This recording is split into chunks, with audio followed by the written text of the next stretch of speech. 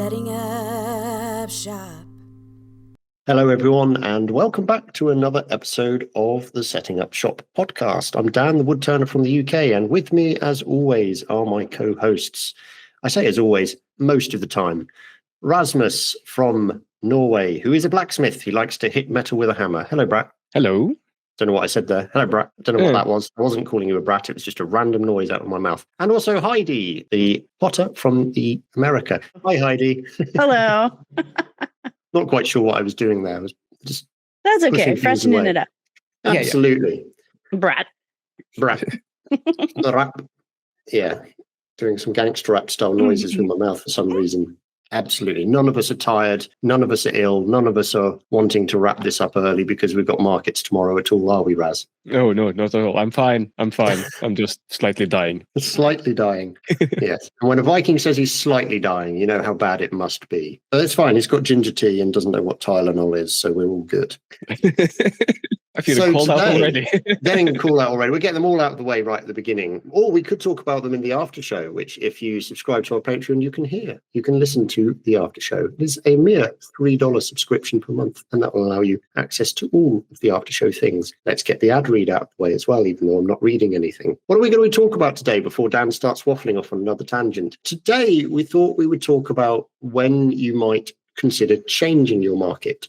It's not that kind of thing of, oh, well, yeah, we do the circuit and then that one wasn't very good, so we won't go there again. It's more of a conversation about you've found your routine, you've found your little sort of circuit of markets that you're quite happy to attend. Maybe you're aware of an average amount of takings you'll get at those, or you really like the people who you tend to end up setting your stall up next to and all of that kind of good stuff. And there's nothing wrong with any of that at all. This is more a conversation about what kind of change you would make, when you would make it, why you would make it, and all of that kind of thing. And maybe this is more to do with growth, and maybe this is more to do, or maybe more to do with, change of direction of what it is that you are creating. So these are not things you absolutely should do. These are things that you might consider doing depending on what you want from your little side hustle, your little creative business. So we're going to talk about some of our experiences with that, or some of our thought processes with that as well. And we will start with Rasmus in case he dies halfway through the episode, which would be a great shame because he's the one who issues all of the recordings and everything else.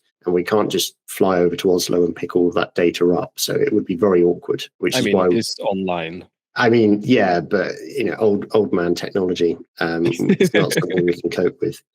So we've got all of those things to consider. So Rasmus, you've done a lot more markets than I have. I wouldn't necessarily say you've done more than Heidi, but you've probably had a wider exploration around that space than Heidi has in regards to when to change and why you're changing, shall we say. Would you like to run through a couple of your... Sorry? Everything's a competition. Everything is a competition. And unfortunately, Raz keeps winning somehow. So there's something suspicious about that. The game seems rigged. I'm not so sure about that part, but it's playing with fire. Everything's about fire and hitting things. That's, it attracts far too many customers. So run us through a couple of your experiences where you've ended up shifting markets and why you've done that. Like the short of it is, you need to try out a lot of markets to figure out both the type that your stuff sells at, but also what you can actually go to and make a profit on. When I started out, it was a lot of like the neighborhood kind of markets where either the table is free or it's like 10 quid, 50 quid maybe. And they're relatively small, at least for here in Norway. But then after a while, you suddenly realize that, I have too much stuff. I take up too much room and I kind of need to make a lot more. And then you end up having to go and find bigger markets and other markets and just sort of scale up. And I think I've ended up in that sort of medium-sized one where like I'm not doing like the big halls where you pay by the square meter. I've done a couple of those and I never really made them work for me. Yeah.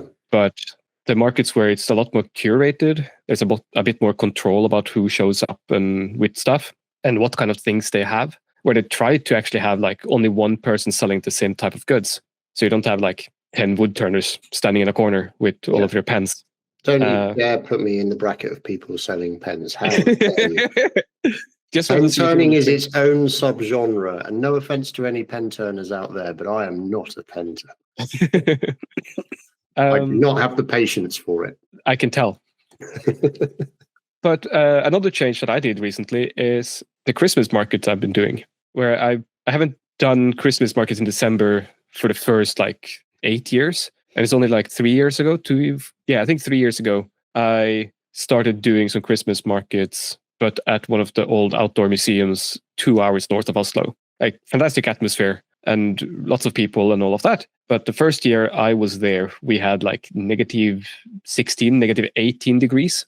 And that is cold when you're standing still outside. A lot better the second year, but problem with markets like 2 hours away is like you spend a lot more getting there and you pay for accommodation. So you suddenly need to make a lot more money. And I didn't make up that difference, it felt for me. So this year, I actually went to just the Norwegian Folk Museum, the big outdoor museum here in Oslo. I did get accepted to that last year, but I said yes to the one in Lillehammer beforehand. So it's like, I don't want to do both of them.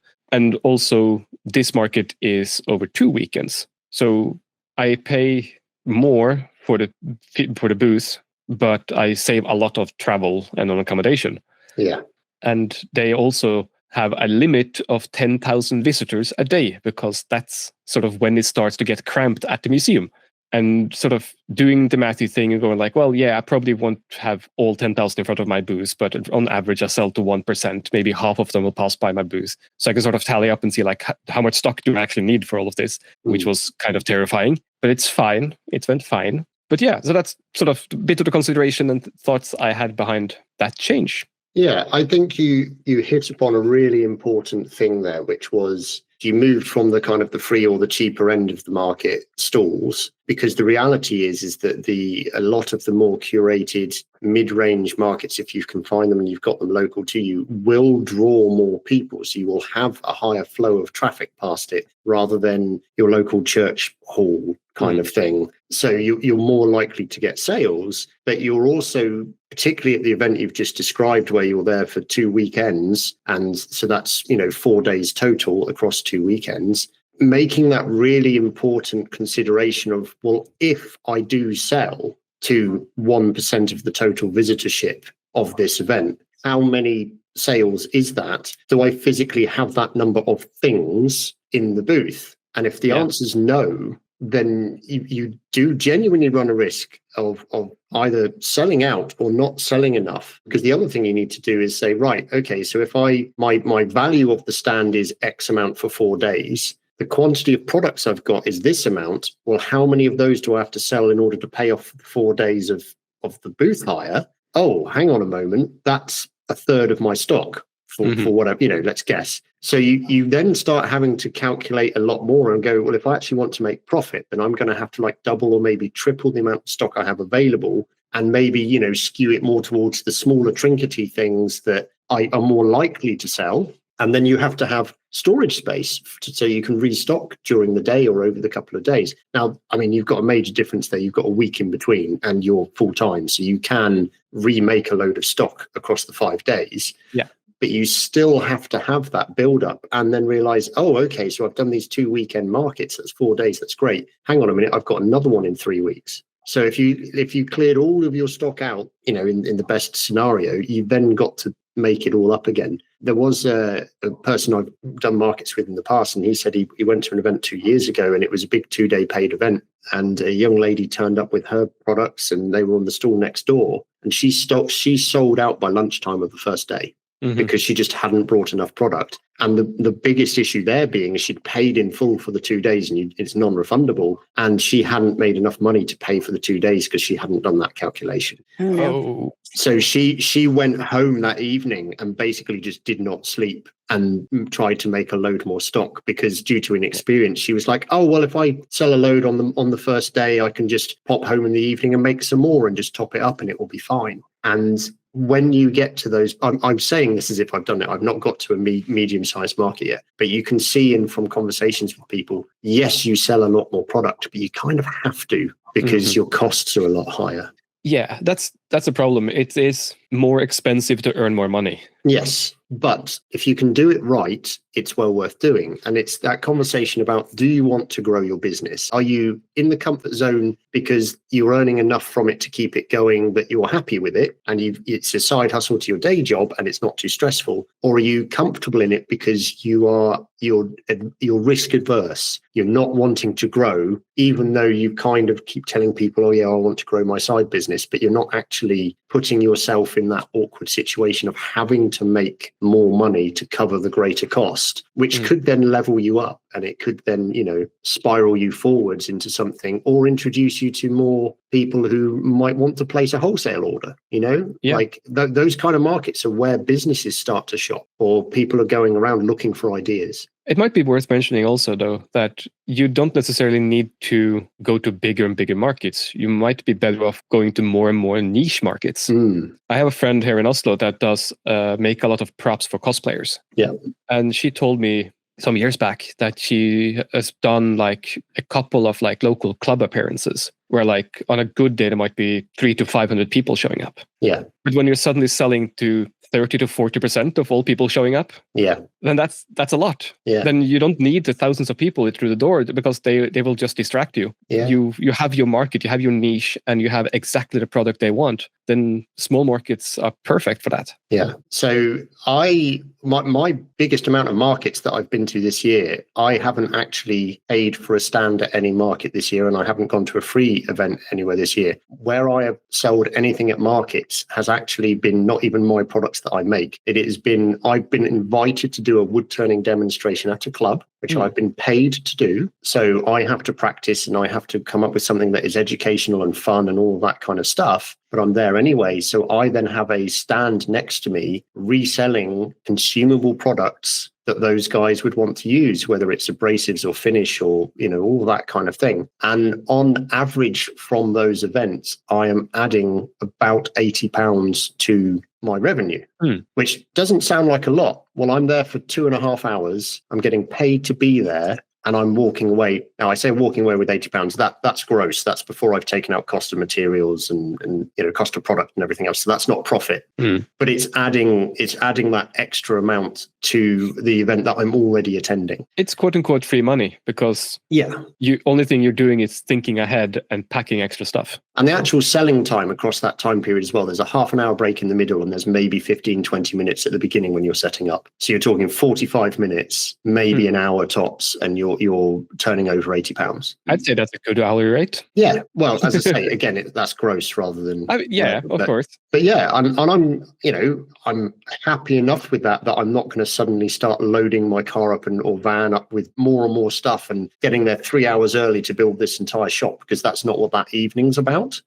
But what I'm bringing that up for is because I had done 4 or 5, 6 of these demonstrations where I was turning up, I was doing my thing, I was getting paid to be there, and then I was going home before it occurred to me that I was missing an opportunity. And I did have that slight element of, this is going to change the dynamic. Is this something I should be doing, because I'm not selling my product. I'm not selling what I do. And, I make sure that anytime I'm doing a demonstration for a club, I email them first and say, hey, look, are you happy for me to sell product? This is the range of things I sell. If there's anything specific you guys want, let me know in advance and I'll see if I can get it for you. And generally speaking, there's a few that have got a few rules because they sell their own stuff.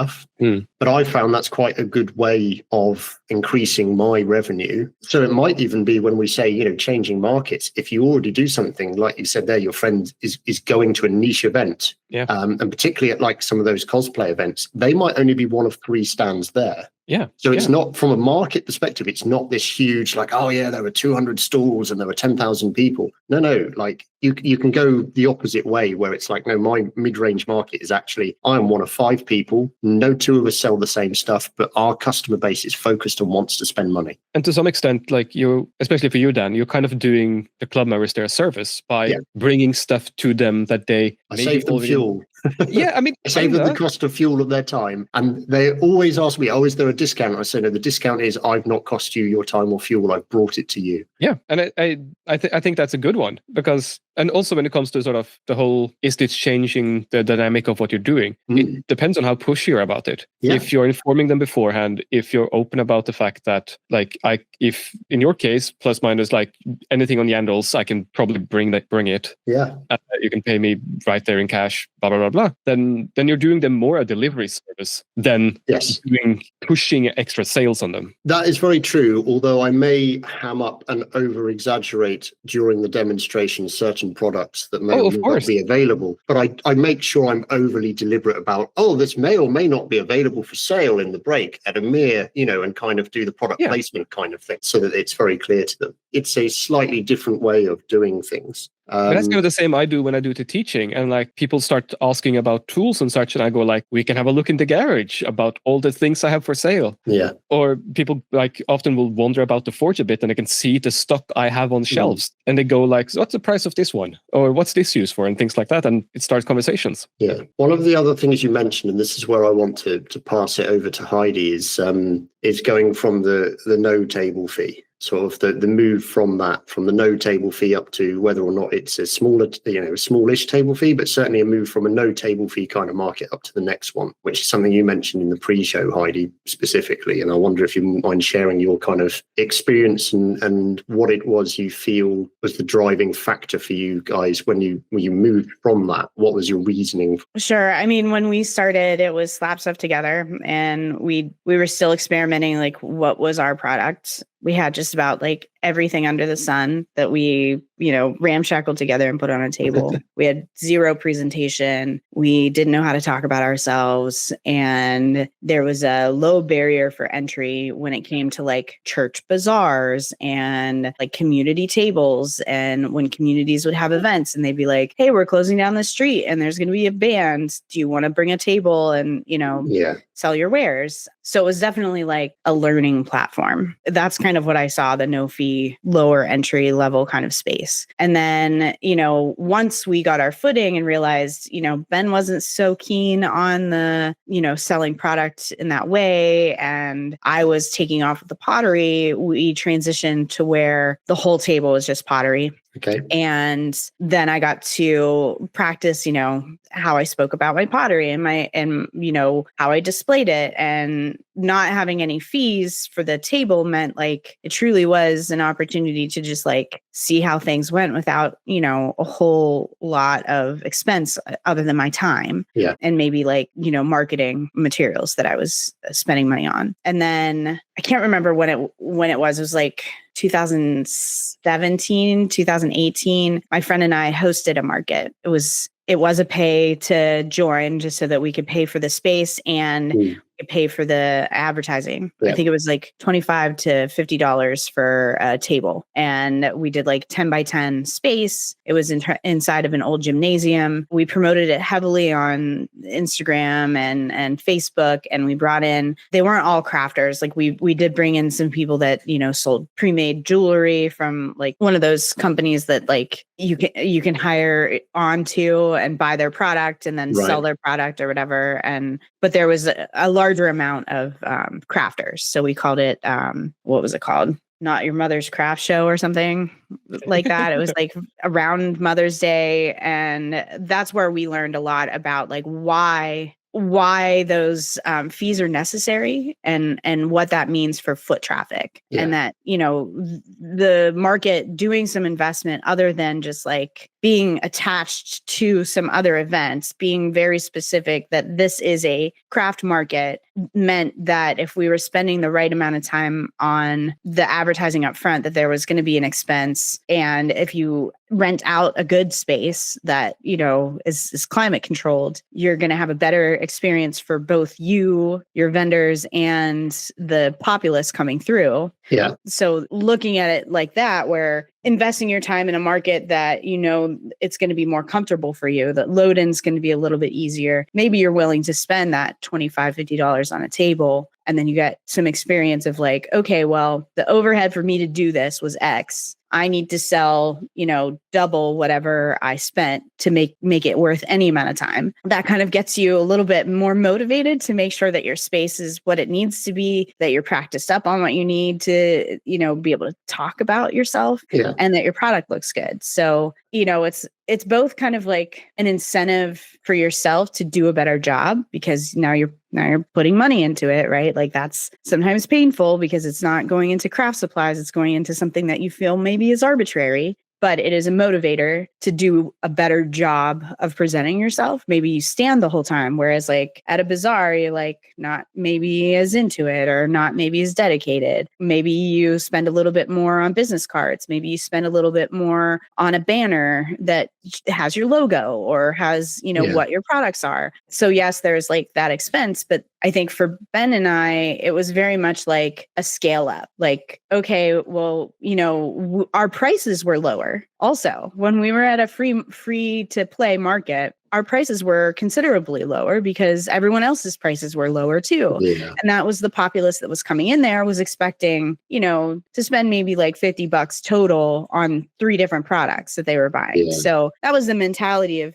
those smaller shows. And maybe people weren't expecting to buy anything when they were going to, street fair. Maybe they were only expecting to buy food and go watch a show. And then there you are with your craft wares and they didn't bring cash. So, that's where I learned got to have a card reader because maybe people aren't prepared to come and spend money. And then they really like your stuff. Then they're kind of stuck. But then with the paid market, like the first big paid market that we did not build ourselves, it was like $150 booth fee. It was at an already established event. So it was run by a group of people that had been running this event for years and years and years. And I had been there multiple times. So I kind of knew what the ground was. And I also knew how many people were going to be attending that market. So it definitely made it feel more like I'm willing to put the $150 in because I know 9,000 people are going to walk through this space. Yeah. And it's on me if I don't sell something with that number of people coming through and the amount of service that they put into hosting the market. So in that case, space was great. It was indoor. It was not heated, but we had electricity. We had a 10 by 10 space. So plenty of space to showcase our shelves, our pottery, all this stuff. It was really well represented in the community and had a history of existing. We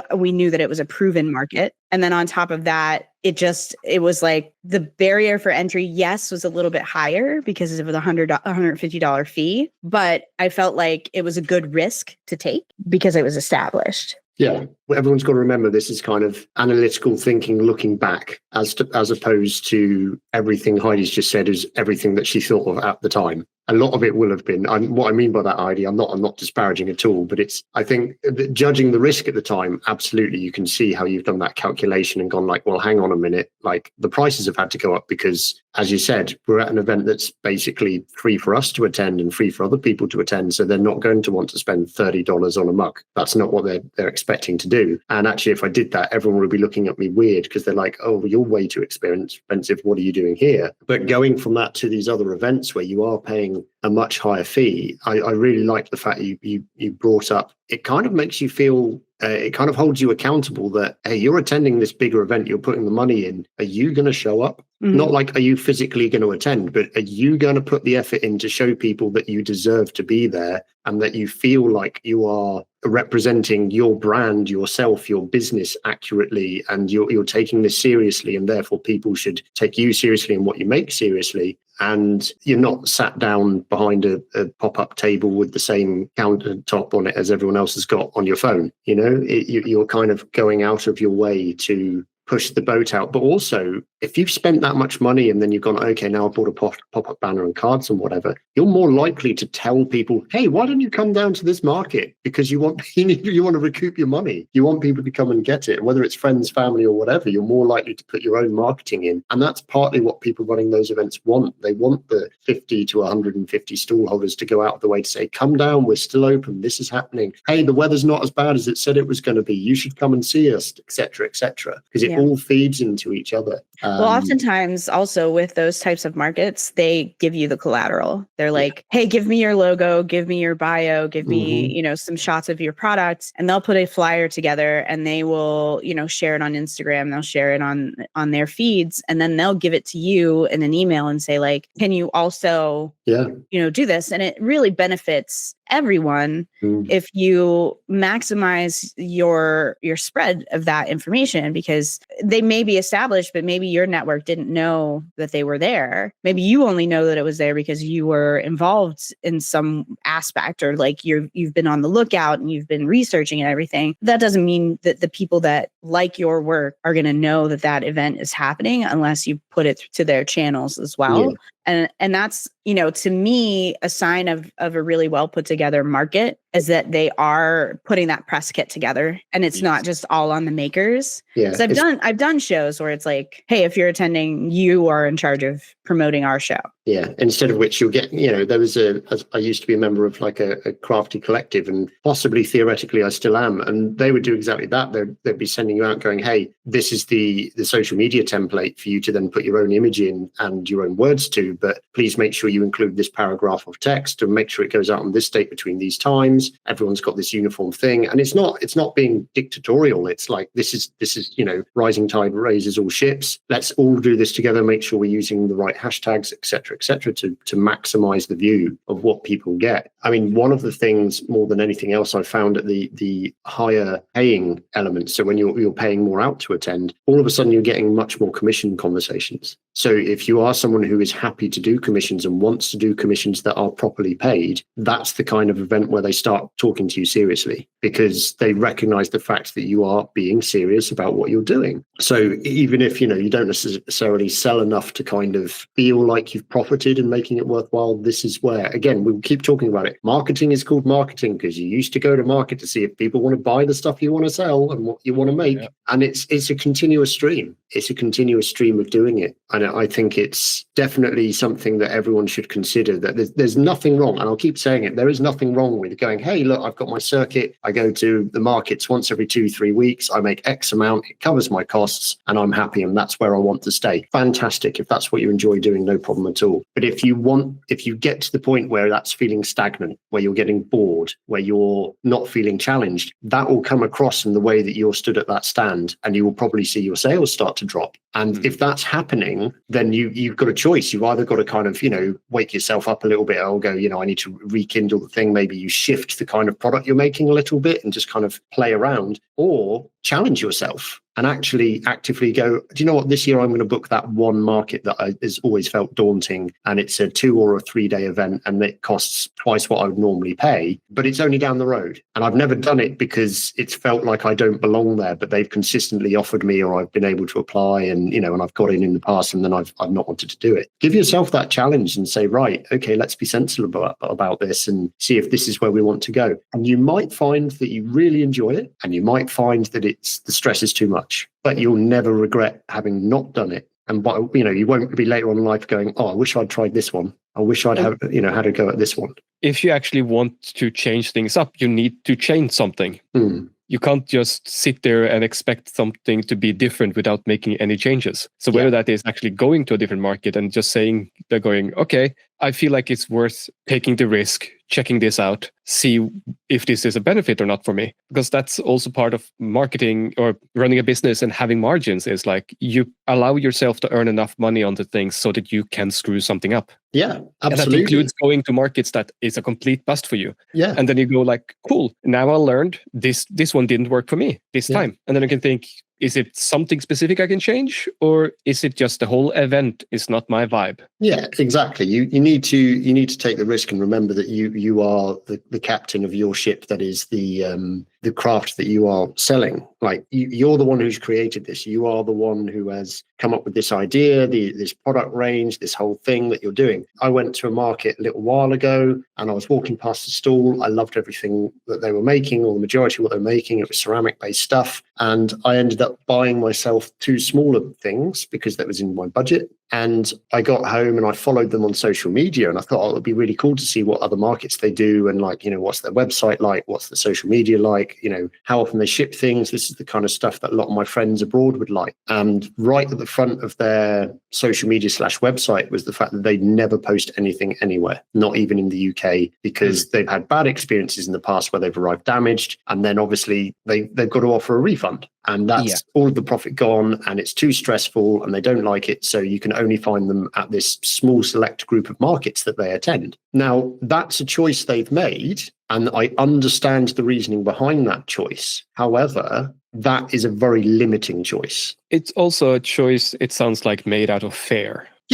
Yes, which is understandable, because what if I send this out and it's damaged and the person on the other end of the phone or email is really nasty to me because it's arrived damaged? And that is a genuine concern. And, I've been through that situation a lot more due to working in retail that ships things out. And it can be quite horrible and really dwell on your mind. And even more so if it's based off a product that you've made out of love, love for the craft and things, and then someone's not respected it and that kind of stuff. But it is a very limiting way of looking at things. And so in some ways, you're going to have to work twice as hard to grow a business just using that one model, if you like, of people have to physically come and see me. Or it could be really, really rewarding, because now you're almost like Banksy, where it's like, oh no, but the only way I'll tell you exactly where I am, and that's the only way you can get my things. So now my stuff's more collectible. So but in relation to that, you're gonna have to put your prices up. Yeah. Because you're now making, it's a collection, I'm only at these 6 venues a year, etc., etc. This time round I'm doing this product that everyone likes in this color.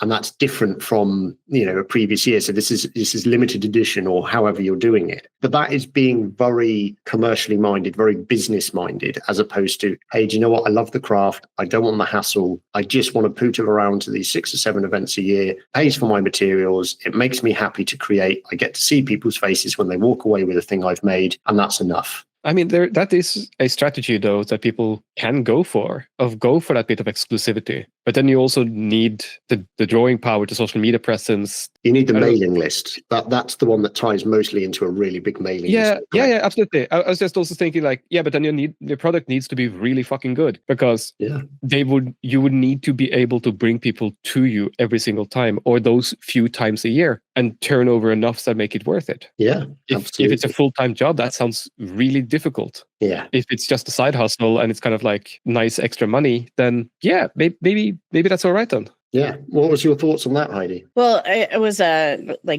adjustment from there. So maybe markets aren't your cup of tea, but you still want that revenue. I've considered hiring people to sell my pottery at farmers markets. So you basically have an established space all through the summer months, or early or late spring through early fall, and say the farmers market happens every Friday or every Saturday. You just hire somebody to take your product, put it in the booth, and manage your booth for you. And in that space, you're still selling your work, you're still getting your name out there. Maybe it's a low barrier to entry, but the barrier for you is that's a whole day of productivity every single week that I can't be in my studio working. It doesn't cost much to hire somebody to hang out at your booth and represent you. Obviously, you're going to want somebody that's good at sales, not just going to sit there and pout the whole time. You're going to want them to actually talk about your work, talk about the artist, talk about the care. Someone that's actually able to sell your story. Yeah. So maybe you want to spend a little bit more money than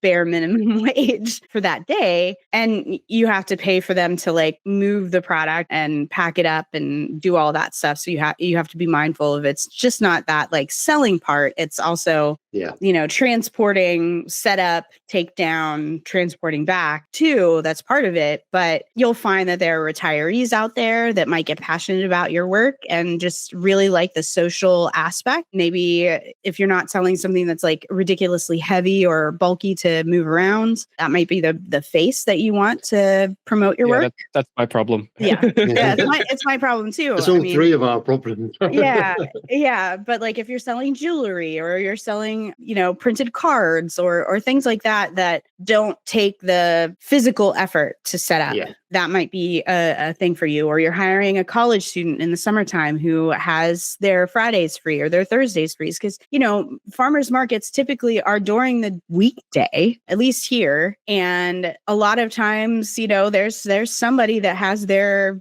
day free, whether it's, a stay-at-home mom that has a few hours, and they don't last all day. It's usually 4 or 5 hours.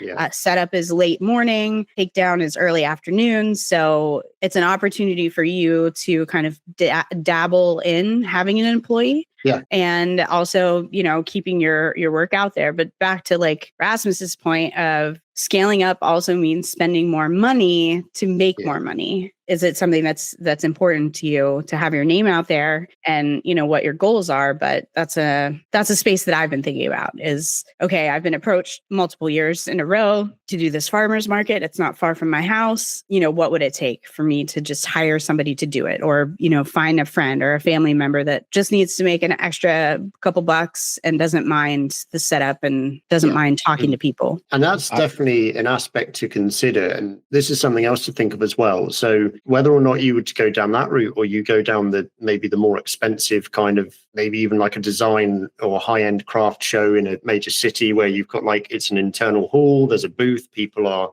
ticketed to come in and all that kind of stuff. I'm going to highlight something for you all here to bear in mind. Don't assume that because a venue is that much more prestigious, that it won't have the same problems as a cheaper venue. Yes. And what I mean by that is, I attended an event that happens once every 4 years in the wood turning world called Wizardry and Wood. This is the kind of event where all of the masters of the craft will work for over a year making pieces for this. There's a big exhibition, they've got stalls to sell things, etc., etc. 3 separate people that I spoke to had items stolen off their stand over the 3-day event. Oh. So this is, you have to pay to attend. It's a high-end event. And it's the whole thing, and there was security there. There's all of it, but at the same time, it's got that market stall feel. You've got 7 or 8 people clustered around a stand. Maybe the stand holder's talking to this person over here and not watching the person behind. I'm not trying to scaremonger people. I'm just trying to make people aware of, just because you're at that kind of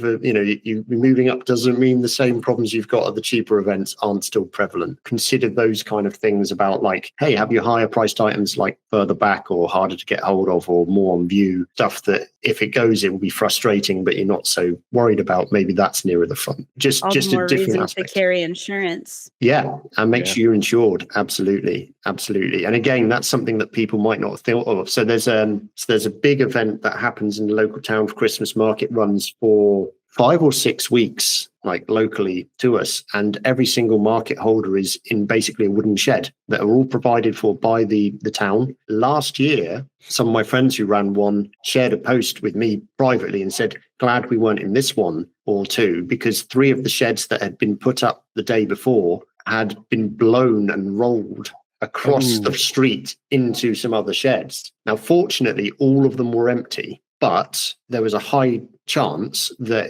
they could have, people could have moved in, they could have put their stock ready, opening day, particularly if it's lighter weight stuff, and then you come in and you find that thing's rolled. Well, whose insurance covers that? Yeah. Because reality sets in, you should be considering getting some form of insurance for, act of God, whether it's weather damage, et cetera, to cover the costs of your product so that you don't lose money. And quite often it's not very expensive to get that done. More and more countries now are having specific insurances for this kind of event, particularly since COVID, where an awful lot of crafters, a lot of their livelihood was lost because of, things were closed due to illness outbreaks and that kind of stuff. That's kind of more of an admin-y thing, kind of getting that not out of the way, but reminding people that there are some stuff you should do to cover your own back and make sure that you get to relax and enjoy what's happening. Heidi, you mentioned that you did organize a couple. Yes. Depending on what's actually available to you, granted, organizing events is a fuck ton of work. That's a metric fuck ton.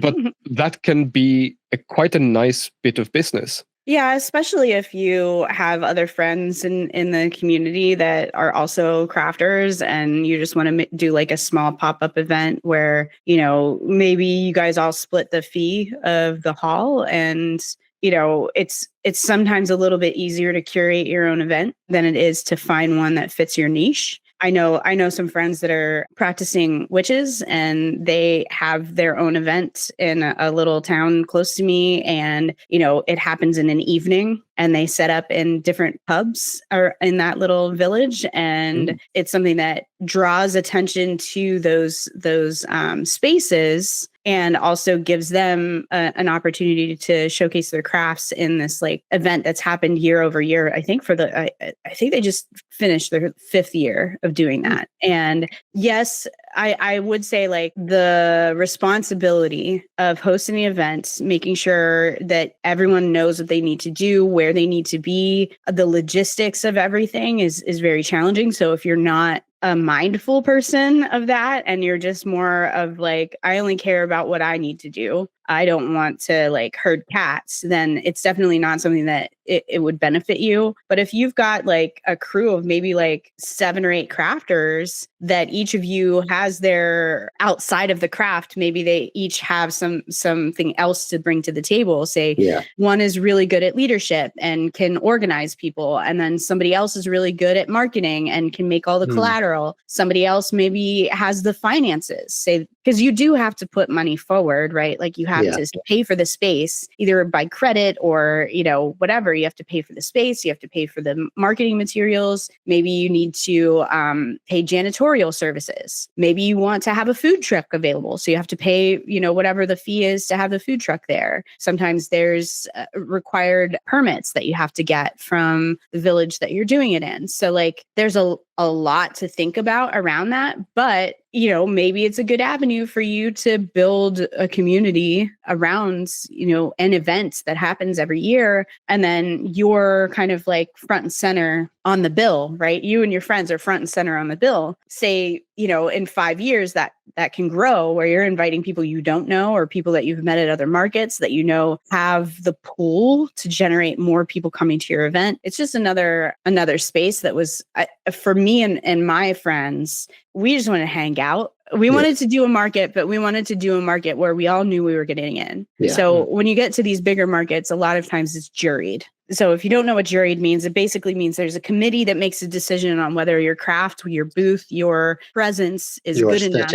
Yeah, your aesthetic fits the protocol for their event. So they're going to scrutinize the quality of your work. They're going to scrutinize your booth setup. They're going to scrutinize your social media following. That's a huge thing now. And sometimes you'll get chosen and other times you'll get looked over, maybe because they found another person that does your craft and they don't want to overbook with the same craftspeople, which Rasmus was talking about too. Like that's a benefit in and of itself to like not be competing against somebody that does the same craft as you. But with doing your own event, it means that you get to choose who is invited. And what I was saying was like, not your friends don't always get chosen for the events that you are doing, but you want to spend the whole day with them. Like you want them to be your booth buddy. Instead, you got chatty Kathy over here that won't stop talking about how awful her husband is. And you're like, God, I have to spend the whole day listening to this broad. Yeah. You know, like those things, those are the watch outs. Like, even though you pay the $200, $300 for a booth for 3 days, you might end up beside, you know, somebody that's just like really irresponsible. They walk away from their booth all the time and they're like, hey, could you watch my stuff? And then you end up working your booth and their booth because you don't want them to lose out on a transaction because God forbid if you have to get up and go to the bathroom or grab a hot dog. Yeah. Right. So those are the things like you can't prevent from happening, but also like to go back to that theft thing. A lot of events will have their own insurance, like they may have their own security, but a lot of times they'll tell you like, take the valuable things out of your booth. Like we do have security, we do have cameras, we do have all of this stuff, but don't leave your money box. Don't leave fine, leave your stickers and things, but don't leave your $500 vase. Take it back with you to the hotel room. You know, it's just common sense that unfortunately some people are really, really naive and trustworthy and overly trusting. Welcome to Norway. Yeah. Welcome to Norway. I live in America. Everybody steals things. Honestly, I might have over all my years, I think maybe twice something has been stolen. And then one of them was a key fob for like 10 quid or 8 quid. And a necklace also at like 8 or 10 quid or something. It's teenager. Basically, like maybe they were 12 years old. It's 2 separate events and all of that. But it's like, first off, I don't worry about it too much. Generally speaking, it's never been something I felt has been an issue. But it was those 2 instances where like they looked like they were hanging about a bit too much and being a bit handsy with a lot of different things. Yeah. It's probably less likely that people are going to steal from someone who makes sharps things for a living. I mean, there's that. Yeah, maybe. Like, I here is wouldn't put my wall of people here. throwing axes behind me. I practice on moving targets all the time. Now, what was it you were going to take from me? Maybe that's a sign I should put up. Yeah, we do believe in cutting a hand off for theft. Or something like that. Yeah. Yeah, throwing axes for sale, except for this one, it's still bloodied with the hand of the last thief or something. Yeah. You could get away with that in Norway. That would be classed as offensive in America and the UK. Finger. I'll keep them. I haven't tried, but I kind of want to now. Yeah, there's a sticker idea for you. But I've had some really interesting experiences, to say the least. But I think the best show that I ever did was one that was juried. It's very difficult to get into. It was a 3-day event, and I hired my cousin to help me because I love her and she talks me up like no one else. I think she makes this shit up, really. Yeah. But she loves what I do. She loves me. She loves my products. It was super fun to work with her. We stayed in a hotel room in the city. Yeah, it was like 10 miles from my house or like 5 miles from my house. We still got a hotel just because we wanted to be able to be there early enough. We wanted to like enjoy the time that we had together and, you know, not be trying to get home and everything. That was within a convention center. So everything was locked down. Like you could not get in the convention center. So the only people that had opportunity to have sticky fingers after the show was over were the security guards, the janitorial staff, and, you know, other stall holders. Or other stall holders. But I mean, it's very rare that would happen, to be honest. The level of professionalism that you experience with these other crafters that are willing to put that money into an event. I joked about Chatty Cathy. She was not at that event. I had some really great neighbors for that booth event. And it was a highlight of my career as a ceramicist because I saw other people that did ceramic work, not in the same vein as me, pick up my stuff and go, this is fantastic. I'm going to buy this, you know? And I'm like, but you could make it. What? Yeah. This for you. So it was like validating to a certain point. Number one, that I was chosen for the market. Number two, that the other vendors were vending from me. Number three, that I got to spend the whole weekend with my cousin. Number four, I more than covered the $300 booth fee, $6,000 that I made. $6,000 that I made that weekend. I almost sold out of all of my work. It was amazing. Wow. But it's also a market that a lot of people they'll only plan to book that market for their whole year. Yeah. Everything else they're doing online sales. They have little shops. They maybe do wholesale, but the only market they do every year is this giant market. And they make what they would have made if they did, 6 different markets. If you're lucky enough to find that type of market, it's hell on earth to like get prepared for it, just because you have to have so much work, because there's 60,000 people that walk through the convention center on those 3 days or two and a half days. Yeah. And it's striking how much people will spend. Like, it's a free show, so there's no cover for anybody to come to the show. When I say free show, I mean like there's no entry fee for the populace to come in. So anybody can come in. But what you find is like, it's close to Christmas time. People are buying gifts. They're looking for really unique things. If you are offering, say, like I did a bunch of nerd mugs. So I was the booth that everybody went to for like Pittsburgh type pottery and nerdy pottery. So things with like slogans on them, prints of random characters, all of those things. That was me. And it meant that I was a little bit different from the other ceramicists that were there that were selling like the classic, soda fired, really beautiful vases and things that like you're not allowed to touch at your Aunt Judy's house. Yeah.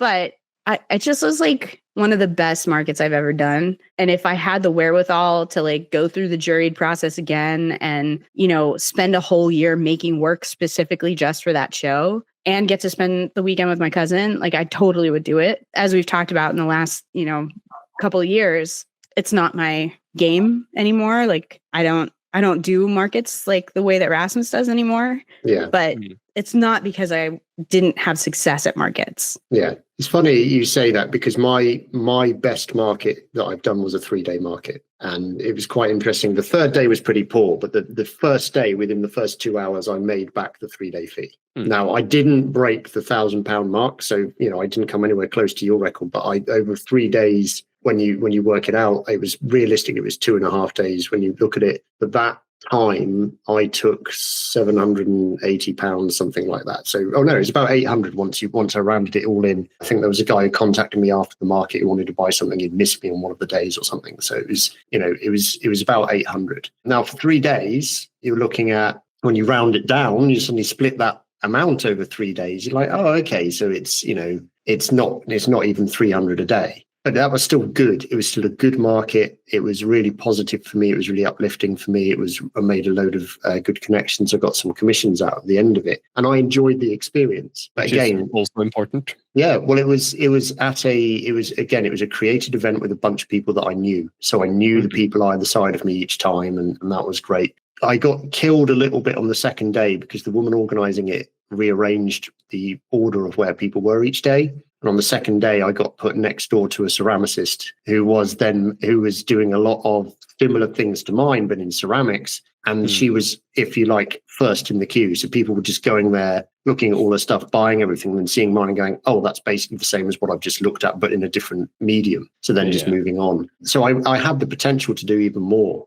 But yeah, I think it's the long and the short of it is what we're saying, guys, is, if you want to take the opportunity of moving forward, then it's worth looking at the bigger markets, the multiple day markets, the ones that are going to cost more. But do your research, chat, find some of the brands that have been there before, or locals who have been there before, and talk to them about it. Make sure you're going to hold enough stock. If what you make is stuff that doesn't go off, so it's not food related or whatever, or a scent or something, then maybe make a bigger batch, like prepare as if you are going to get into that during process. And if you don't get in, then all that's happened is you're ahead. You're ahead for the rest of the year, or maybe 2 years or whatever. So it's worth putting the preparation in and taking that risk. And enjoy the experience. Don't stress about it. Just enjoy the experience. Because at the end of the day, for this whole thing, whether it's building a community or improving your skill set or whatever your reason is for doing it, if you're not enjoying it, then you may as well be staying in the 9 to 5 job. Yeah, you can stress a little. Yeah, I mean, you're going to. But I'm trying to encourage you not to, and whatever, and drive all your friends crazy going on about it all the time. Also, just a small extra point that sort of hour by hour, I don't think the sales I have done at any market actually have sort of been worth it. If you calculate the amount of time spent producing stock, preparing for the market, and standing at the market, selling and tear down and packing up and all of that, I don't think I've actually, quote unquote, made money on any single market. But I get more sales on the website. I got more people coming in for classes. I get commission work out of it. Yeah. So I don't think I've actually lost money on any single market. But that's over 3-year time period. Yeah.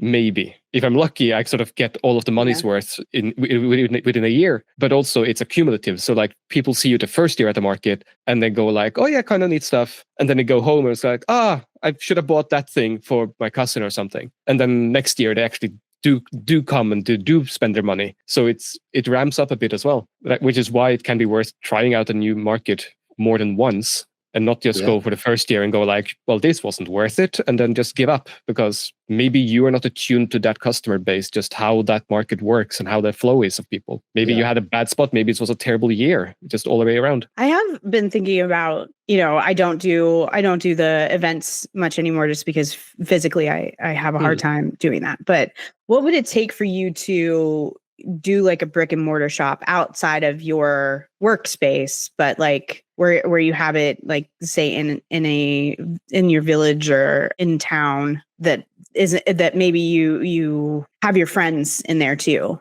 where it's like a small little in what way you're asking? Like me personally, like if I were to put up an actual storefront, I think my problem is that I don't have time to make enough stock to supply a storefront to have even a full-time employee. Yeah, well, that's part of why Heidi was saying it's the sort of thing you could do with a conglomerate of different people. Right. So in the UK, they have started to pop up, and I'm sure they're in the States as well, where there are shops now where the people who are taking the brunt of the rent aren't makers. So they are setting up collective shops, if you like, and you can either rent a shelf space or you can have like a room or something for your stock, and then they'll take a percentage of it. I have considered this exact thing though, of like, it's going to sound horrific. I'm realizing more and more that I like to be in control, and not because I want things to be done my way, but because if let's say I'm the one renting the shop, for instance, then I know exactly how much the rent is. There's no hidden like, how much are they profiting from what I'm doing? You know, all that kind of stuff. It's like, no, I know exactly what's going on, and I know that I will be honest with the people coming to me and everything else.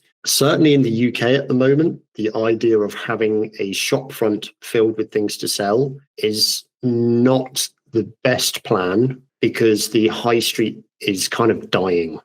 Like, people are not coming out and going to places to go and shop. The caveat to that being, I would absolutely do it in really big touristy places. So the places like London, if you were able to get a shop front somewhere on a really good like walk past area in London where a load of tourists go, and you were selling stuff that's relatively relatable to that, you'd probably do quite well, but it'd be quite expensive. I would love to have a shop front in Bath, where I've shown you guys videos of, and like I've spoken about on the podcast before. I love the place. It's like, you know, ancient Roman town, very Georgian inspired, gorgeous architecture. A lot of Americans and a lot of Asians and, you know, all of those guys come there as tourists, particularly in the summer. And I could see that kind of handcrafted stuff doing really well there. It's got a really good food scene there as well. But the costs for those kinds of places to have a venue, like a physical place, are really high, both on the rent, the business rates, the insurance, and then you've got to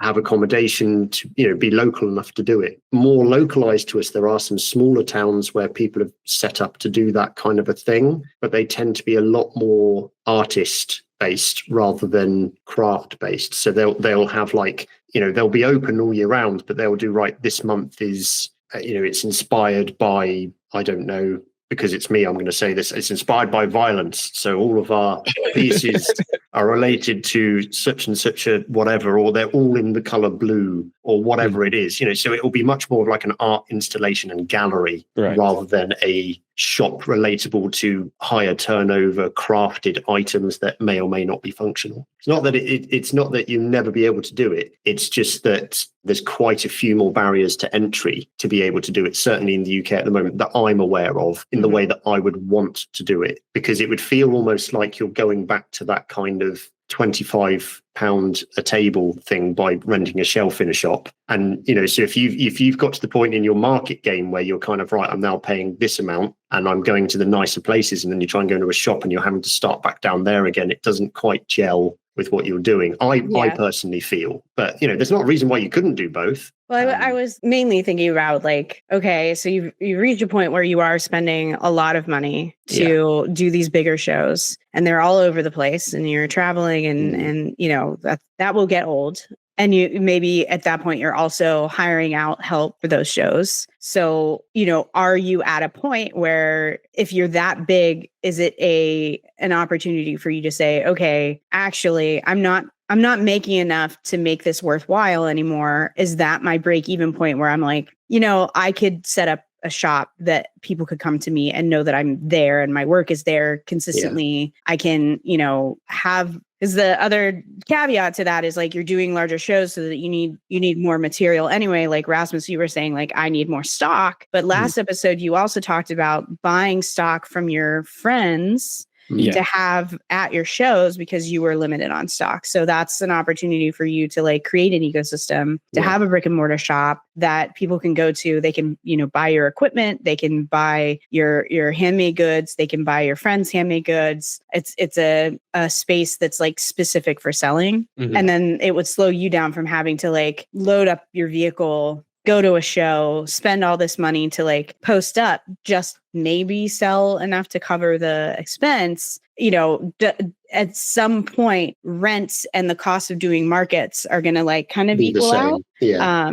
Like, I don't know what your break even point is for that, or if it is even a consideration. But I haven't thought too much about that part of things. it has been on my mind on occasion, to realizing that, especially like you said now, with having friends help me out and make stock for me. And like, that's one of the things where like, oh yeah, obviously this is how shops do it. But then it's a question of how much money am I investing in other people's stock and being a grocer and running a store instead of being a craftsperson. And that's not what I really want to do. You mean being a business owner instead of being a maker? Yeah. But that being said, I have been approached on maybe 3 occasions of people that want me to supply things for their shop, but then I would also have to man the shop X number of days a month. Okay. Mm-hmm. Yeah. And that's like, no, I don't have time for that. I'm sorry. Yeah. I think it's a really interesting point you make there, Heidi, and I hadn't considered it like that. And I think the thing you'd have to weigh up from, well, it's going to cost me as much to run a single location, bricks and mortar, compared to going to all these markets, is the fact that all of those markets will be spread apart. So there will be a wider reach. There'll be different demographics of people, not necessarily different demographics, but different regions of people. Whereas if you then go to a singular bricks and mortar shop, you're trying to convert your market attendees to being a shopping attendee, which is a different mindset. So there would definitely be like a dip in revenue for a period of time that you wouldn't be able to quantify how long that will be. That doesn't mean it's a bad idea. You've just got to plan ahead and think about it. I mean, I love the idea. I mean, I've worked in retail on and off for most of my adult life for various different reasons, and I like selling things. I love the idea of having my shop with maybe my workshop out the back or underneath it or whatever. So I'm making the things. There's a person upstairs selling it for me if I'm not available to do so. I can visualize the kind of structure I'd love it to be. Same. I mean, I have kind of the same dream. It's almost like it's the old kind of like village craftsperson kind of idea, isn't it? Yeah, but also I have had like multiple times had the notion of like, if only I had a fucking assistant I can just tell to research this for me and take care of all that. And like, then if I'm sort of hiring someone like that and have enough space for it, then like, can your office also be in the shop? Can you sit there and do work and do customer service when people pop in? Because like that would kind of work, maybe. The daydream is so real, Rasmus, that there is a space allocated in the window for the cat. I mean, yeah, that's the kind of level of daydream you can have, and it will fluctuate between me having like my workshop in a vintage building that I can just, I'm not worried about. There's no one coming to that venue, and I can just do my thing at whatever hours of the day or night I want to do it. To, hey, actually, wouldn't it be really cool to have this nice structure in a well-trafficked place where there is a shop front and the workshop's out the back and there's no problems with it, and maybe I live above it or next door or close by or whatever the whole thing is. And I think that's still viable. But you've got to build up. You've got to level up to that point where it is a viable situation that you could justifiably enjoy your quality of life doing that. Yeah. Because I think the thing is when you run it as a craft business from a home or a workshop, but there's no shop front, if you decide that you're going to take a break for a week and go somewhere, then that's achievable. You have to take a hit on productivity and revenue, but you can achieve it. If you've got a shop front and you're doing the same thing, then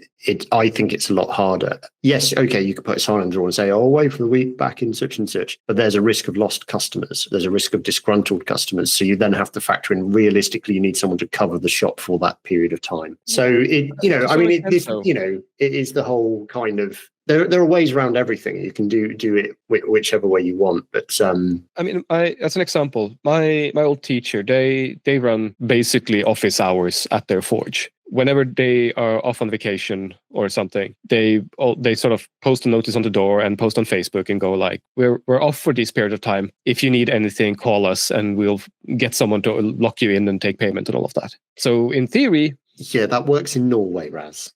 No, but like depending on where you're at, if you have a good neighbor, you have someone you trust. The last thing that I would do in a place where I felt that I'd be able to sell enough product is advertise to people that I'm away from that property for a week and that there was no one around. Okay, like, because you're just telling everyone, hey, you've got 5 days to work out how to break in and take what you want. This reminds me, there used to be a website that I think was called comeandrobme.com. which just went on the internet and gathered public Facebook, Instagram posts and of people saying they were going on vacation. Oh, geez. And more often than not, they would also get the geolocation or the GPS from the photo and go like, yeah, this is public information now. Yeah. I mean, yes, I do agree with you there. System.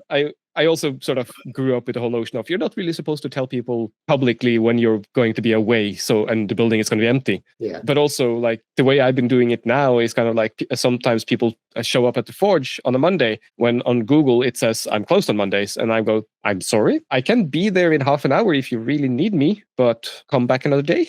Mm-hmm. More often than not, that's fine. Yeah. Well, one final point is there's a couple of shops that have been established for a really long time in Pittsburgh. There's one that's a pottery in the Strip District. He has this little area where he throws in the back, and then he's got shop front up front. It's very small, little checkout desk, and then the walls have his work, but then he also sells other potters' work as well. But if you're a tourist, that's kind of like a popular space for tourists to come in, you can kind of like peek around the back and see him doing his work. Yeah. And it's the same thing in Tennessee. When we went down to Gatlinburg, there are a lot of potters, turners, metal workers, the whole gamut, people that make hats and all that. They have their workshop as a showcase for why people come into the store. Yeah. Because people like Rasmus, I think on WhatsApp, you were saying somebody was wanting to come watch you work. And there's like this whole mystery surrounding craftspeople and how they work. And if you can kind of tap into that in your shop space and have, kind of like what you already have, or you have a sellable space, but it's maybe not face forward, I think that's an opportunity for you to segue away from markets if that's, if you're to a point where you don't want to do markets anymore. Is what I'm saying. I've just had an amazing idea that I think will be shared in the after party. Okay. For a potentially very lucrative way of doing this. It won't work with every craft, but I think it could work with quite a few, and it could be a lot of fun. So for those of you who actually want to hear my mysterious idea, you will have to, yes, I am being deliberately annoying so that you might have to go on Patreon.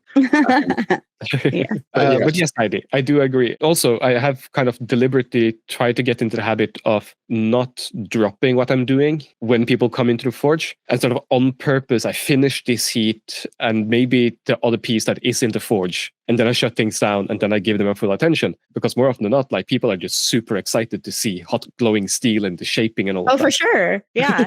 Yeah. So it's like, it's kind of an extra bit of the marketing, and I've been told it's mesmerizing. Yeah. Yeah.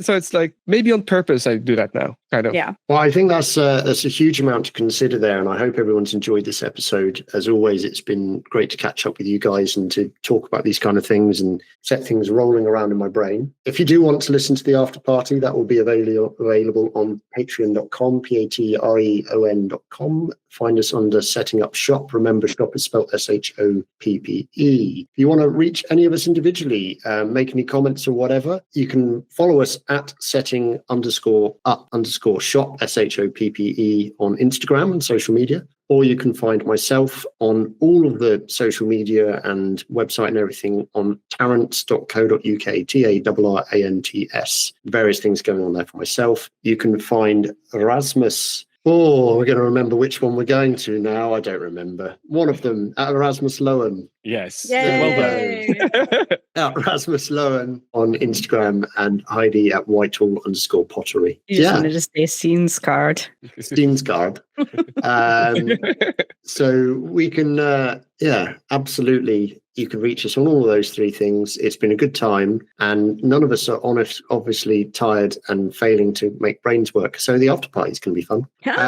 Catch all of you again soon. Hope it's been helpful. Leave us a rating, leave us a review somewhere. That's a cheap and easy way for you to give back to us and help promote it for other people. Tell some friends and share it around next time you're listening at a market. Thank you. Bye. Bye.